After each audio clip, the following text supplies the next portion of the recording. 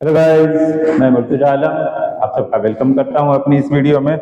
इस उम्मीद के साथ कि आप सब अच्छे से हैं, मजे से हैं और अपनी अपनी तैयारी को अच्छे से पूरी कर रहे हैं।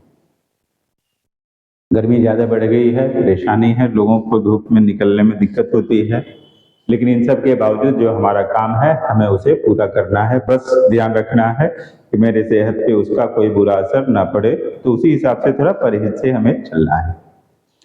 आज जो हमने टॉपिक लिया है, ये टॉपिक क्लास 9 के साइंस से है और टॉपिक है आज का फोर्स।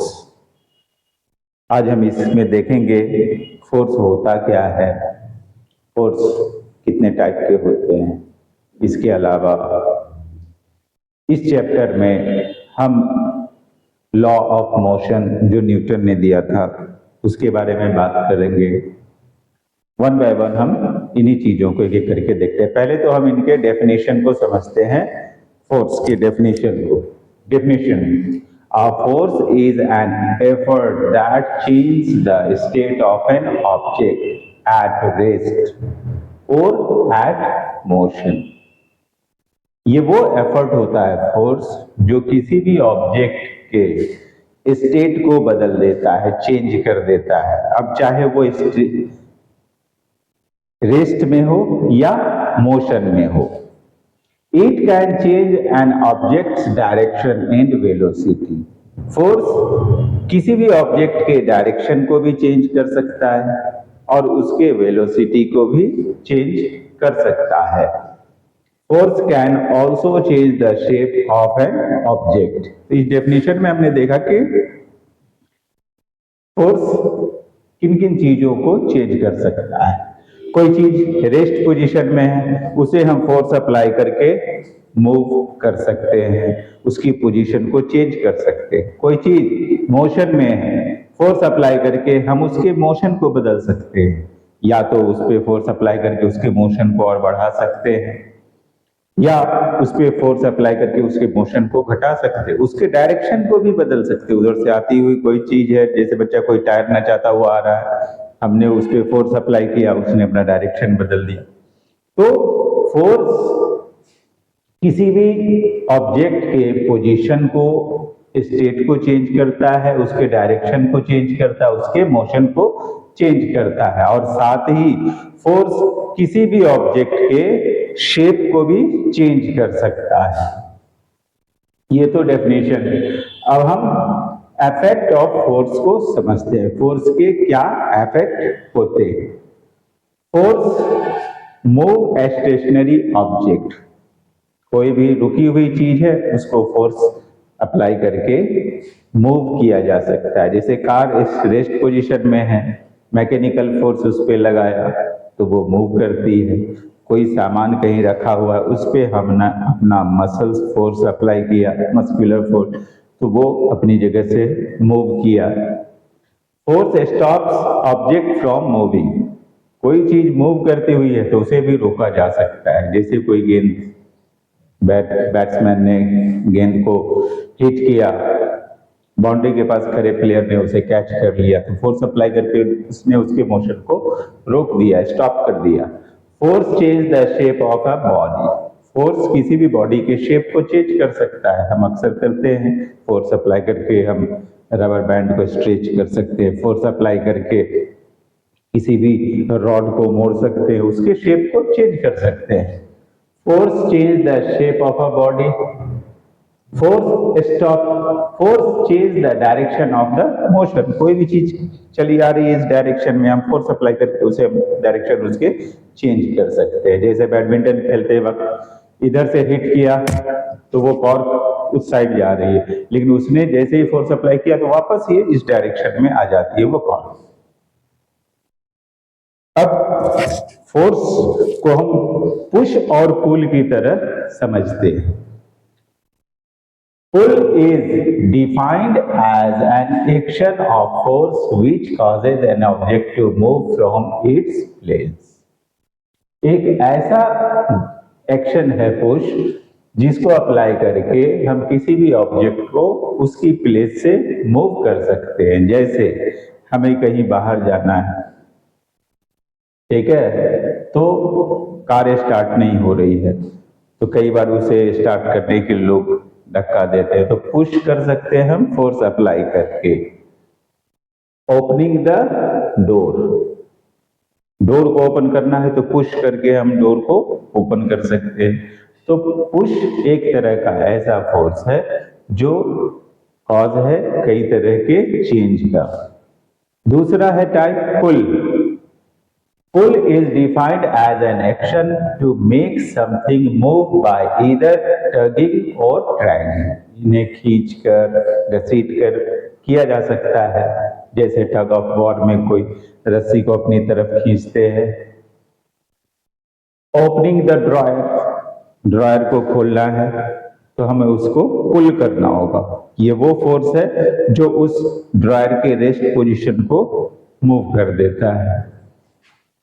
पुलिंग द कर्टेन, खिड़की का पर्दा है उसे हम खींच सकते हैं। तो ये सभी पुल और पुश फोर्स के टाइप्स हैं जो किसी भी ऑब्जेक्ट के पोजीशन को चेंज कर सकता है। अब बात करते हैं बैलेंस्ड और unbalanced force. When balanced forces are applied to an object, there will be no net effective force acting on the object. Balanced force do not cause a change in the motion.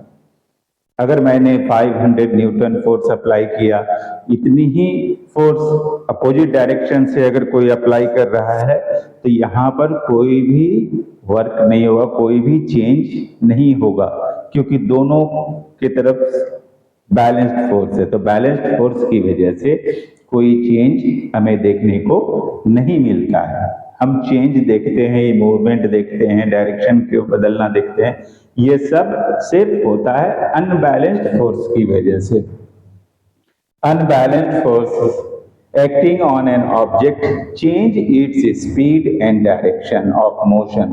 It moves in the direction of the force with the highest magnitude. यहां पर net force को अब हम समझते हैं। Balance unbalance से एक net force निकल के आता है। अब जरा हम उसको देखते हैं। When multiple forces acting on a body, they can be resolved into one component known as the net force acting on the object.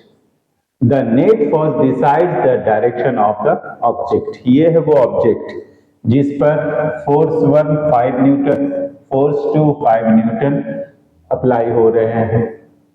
ये अपनी तरफ खींच रहे हैं और दूसरी तरफ से 7 न्यूटन का फोर्स वो अपनी तरफ से खींच रहा है। तो यहाँ पर कौन काम करेगा, कौन है जो डायरेक्शन को डिसाइड करेगा, मूवमेंट को डिसाइड करेगा? वो डिसाइड करेगा ये जो 5 + 5 10 - 7 3 न्यूटन जो फोर्स है वो नेट फोर्स कहलाएगा और वही डिसाइड करेगा इसके मूव होने को।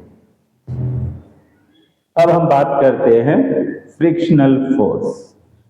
फोर्स ऑफ फ्रिक्शन के बारे में हम पहले से ही बहुत कुछ जानते हैं। हम चल पाते हैं तो फोर्स ऑफ फ्रिक्शन की वजह से, अगर फ्रिक्शन ना हो तो हमारा चल पाना मुश्किल हो जाएगा।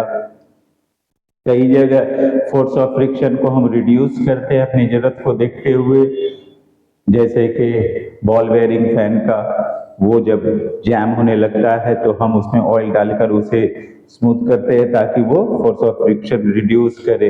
कैरम खेलते वक्त उस पर हम पाउडर डालते हैं ताकि फोर्स ऑफ फ्रिक्शन कम हो, लेकिन कहीं पर हम फोर्स ऑफ फ्रिक्शन को बढ़ाते हैं। स्लिपरी रोड है तो उस पर चलते वक्त हम फिसले नहीं, उसके लिए उसका उपाय किया जाता है। और फ्रिक्शनल फोर्स हमेशा सरफेस की वजह से अप्लाई होता है। The force that opposes a relative motion is called friction.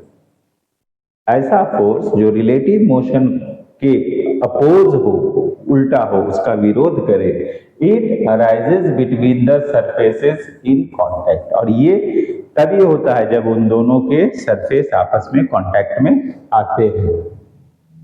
जैसे यहाँ पर एक ऑब्जेक्ट है और ये नीचे फर्श है। फर्श और ऑब्जेक्ट का सरफेस आपस में टच किए हुआ है और यहाँ से पुशिंग फोर्स लगाई जा रही है और मोशन हो रहा है उस तरफ, लेकिन मोशन को अपोज कौन कर रहा है? तो फोर्स ऑफ फ्रिक्शन, जो कि इन दोनों के सरफेस की वजह से जनरेट हो रहा है। तो ये है फोर्स ऑफ फ्रिक्शन। अब इन सब को देखने के बाद यहां से शुरू होती है first law of motion. In short में ये बता दूं, first law of motion Newton ने जो दिया, ये बताता है कि कोई भी ऑब्जेक्ट तब तक रेस्ट पोजीशन में रहेगा जब तक कि कोई एक्सटर्नल फोर्स उस पर अप्लाई ना किया जाए, या कोई ऑब्जेक्ट मोशन में है तो तब तक मोशन में रहेगा जब तक कि कोई एक्सटर्नल फोर्स उस पर अप्लाई न किया जाए।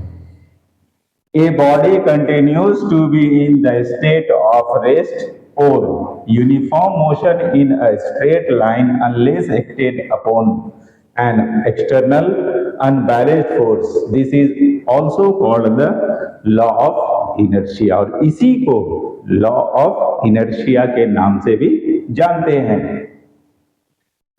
इनर्शिया को जान लेते हैं क्या है ये।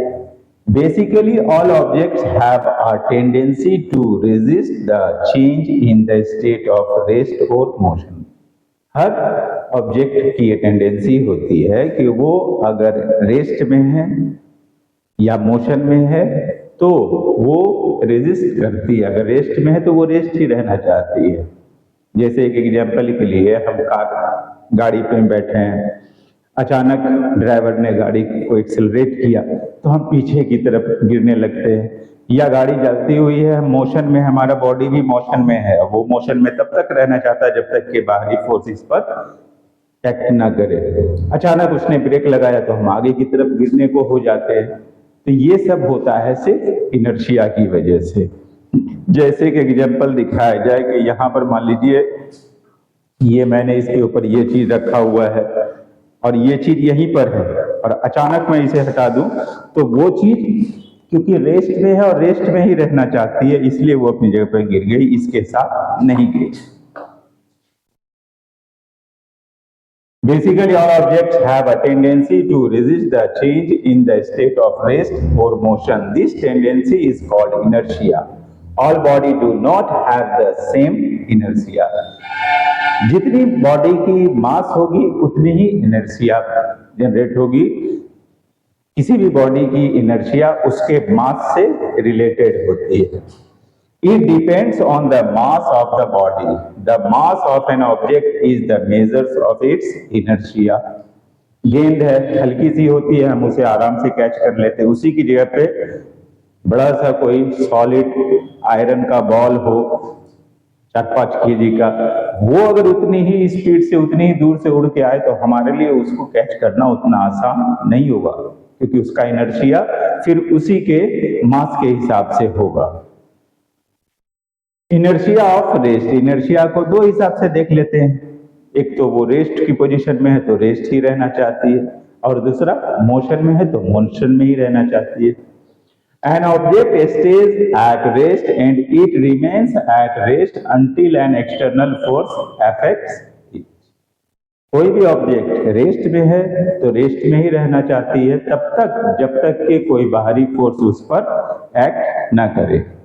When a car accelerates, passengers may feel as though their bodies are moving backward. जैसे ही कार को स्टार्ट किया, आगे एक्सेलरेट हुई तो ऐसे लगता है पीछे की तरफ गिर रहे हैं। In reality, inertia is making their bodies stay in place as the car moves forward. क्योंकि उनकी बॉडी जो है रेस्ट में थी, वो रेस्ट में ही रहना चाहती है। जैसे कार आगे मूव की, बॉडी अभी भी रेस्ट की पोजीशन में है। फिर जब उस फोर्स ने अप्लाई किया तो फिर वो खुद को बचाने के लिए वो पीछे की तरफ हमें ऐसा होना पड़ता है। Inertia of motion. अब इसी का उल्टा, वो रेस्ट पोजीशन में कार मूव करते ही बॉडी पीछे की तरफ गिरी है। अब जब मोशन में है कार में हमारी बॉडी, तो मोशन में ही रह गया। जैसे ही ब्रेक अप्लाई किया तो हमारी बॉडी आगे की तरफ झुकती है, क्योंकि मोशन में है तो मोशन में ही रहना चाहती है, और उस सिचुएशन में रेस्ट में थी तो रेस्ट में ही रहना चाह रहे थे। An object will continue to be in motion until a force acts on it. A hockey puck will continue to slide across the ice until acted upon an outside force. ये तब तक उस बर्फ पे फिसलती रहेगी जब तक कि कोई बाहरी फोर्स उस पर एक्ट ना करे। तो इस तरीके से यहाँ पर हमने देखा कि फर्स्ट लॉ ऑफ मोशन क्या है, और फर्स्ट लॉ ऑफ मोशन से हमें इनर्शिया मिलता है। इनर्शिया में हम दो तरीके से देखते हैं, एक तो रेस्ट की पोजीशन में और दूसरा मोशन की पोजीशन में। अब हम आते हैं सेकेंड लॉ ऑफ मोशन में, जो हमें मोमेंटम के बारे में बताता है। Second law of motion, the rate of change of momentum of an object is directly proportional to the applied unbalanced force in the direction of the force.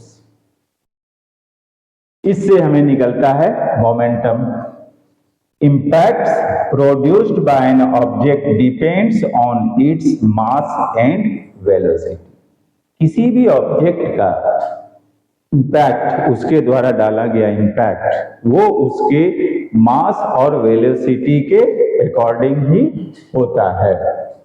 The momentum of an object is defined as the product of its mass and velocity, जो कि product होता है momentum असल में उसके मास और velocity का, जिसे हम P = mv के तौर पे जानते हैं। Vector quantity has direction and magnitude. An example of momentum is a bullet fired from a gun and a baseball flying through the air. अब हम इसके बारे में थोड़े और बात करते हैं, फिर हम बात करेंगे उसके बाद थर्ड लॉ ऑफ मोशन। अब चलते हम थोड़ा सा अब कंजर्वेशन ऑफ मोमेंटम की भी बात कर लेते हैं, फिर उसके बाद थर्ड लॉ ऑफ मोशन को देखेंगे। Conservation of momentum.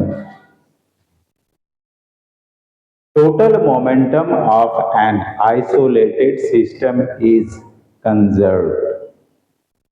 Isolated system, net external force on the system is 0. A car moving with constant velocity can be considered a system. उस कार को हम सिस्टम के तौर पे कंसिडर कर सकते हैं। All the forces within the car are internal forces, और वो सारे फोर्सेज जो कार में हैं वो इंटरनल फोर्सेज कहलाएंगे। And all forces acting on the car from the environment, यानी उस कार के अलावा बाहर जितने हैं वो एनवायरमेंट में आते हैं। Environment are external forces like friction. तो ये कंजर्वेशन ऑफ मोमेंटम की बात है। अब हम बढ़ते हैं थर्ड लॉ ऑफ मोशन से, जो ये कहता है हिंदी में प्रत्येक क्रिया के समान प्रतिक्रिया होती है, यानी every action has an equal and opposite reaction. The third law of motion, every action has an equal and opposite reaction. Action and reaction forces are equal. चाहे वो एक्शन करने वाली फोर्स हो या रिएक्शन करने वाली फोर्स हो, दोनों ही इक्वल होंगे और दोनों ही एक दूसरे के अपोजिट होंगे। And acting on different bodies, और दोनों अलग अलग बॉडी पे एक्ट करेंगे। जैसे ये गन से बुलेट फायर किया गया है, तो इस तरह से रिकॉइल फोर्स ऑन गन ये रिएक्शन फोर्स है, और accelerating force of the bullet ये एक्शन फोर्स है। दोनों ही इक्वल होंगे और दोनों ही अपोजिट होंगे, यही बताता है थर्ड लॉ ऑफ मोशन। आइए अब इस थर्ड लॉ ऑफ मोशन को एक बार और थोड़ा सा हटके समझते हैं। When a body exert a force on the other body, जब एक बॉडी दूसरे पे फोर्स अप्लाई करता है, the first body experiences a force which is equal in magnitude in the opposite direction of the force which is exerted.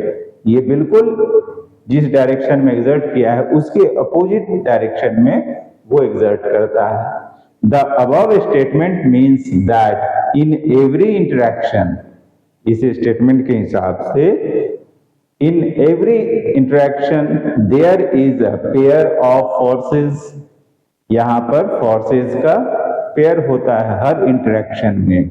वो pair कौन कौन से होते हैं?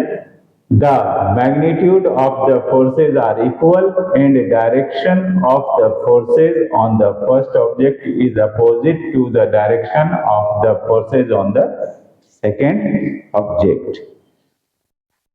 तो हमने आज फोर्स के चैप्टर से फोर्स की डेफिनेशन के साथ साथ इनसे रिलेटेड और भी कई चीजों के बारे में बात किया, साथ ही इनर्शिया और मोमेंटम के बारे में बात किया।